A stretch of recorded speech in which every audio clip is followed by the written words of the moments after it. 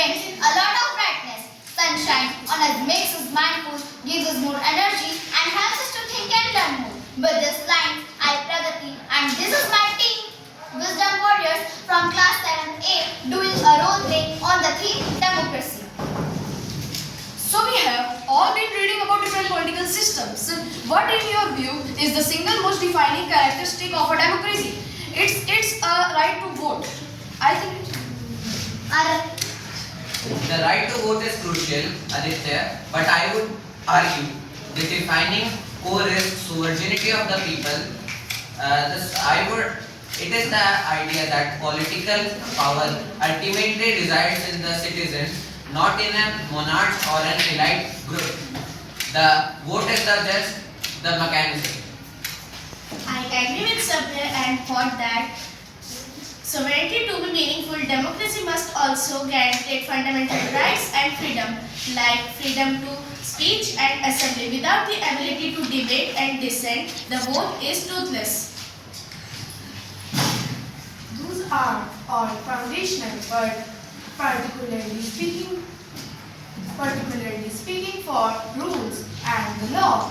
It comes from the relies heavily on rules. Everyone from the poorest citizens to the prime minister and president must be and accounted under the. It prevents the majority from the trampling the law in the minority.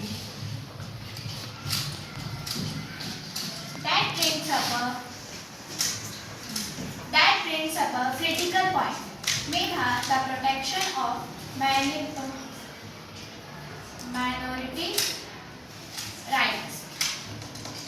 A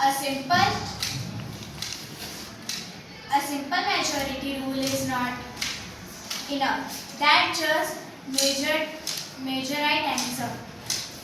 True democracy requires constitutional and institutional safeguards to ensure that all groups feel represent and productive. And what about the people who are elected? What's their main role? I think it's accountability and transparency. Leaders must be answerable to the public of their actions, and government operations shouldn't be hidden behind a veil of secrecy. That's where the power of press comes in. So we have a pretty solid definition. Popular sovereignty expressed through free and fair election, protected by fundamental rights and the rule of the law, with an emphasis on minority protection and leader accountability. Exactly, but let us shift to a challenge. Do you think the rise of social media harms or helps the democracy?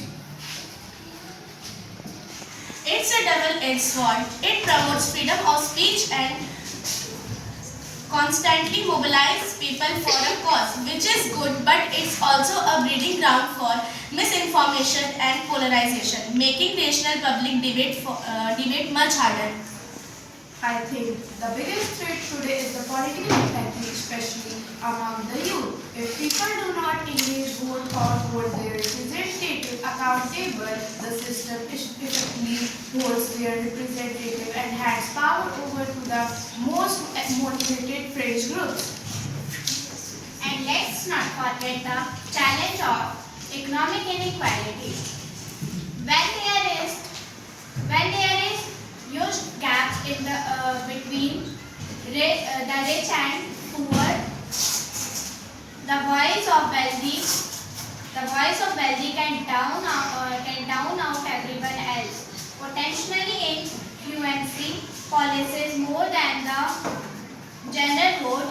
It erodes the concept of political equality. Ultimately, I think that the health of a democracy depends less on the prefect system and more on the civic education and critical thinking of its citizens. We need to teach people that how to evaluate sources, respect different opinions, and participate constructively. Well said, Pragati. It seems democracy is not just a structure. It is a continuous practice that requires efforts from everyone involved. We hope that you understood our idea that in democracy, every people have right to vote. Thank you and have a nice day.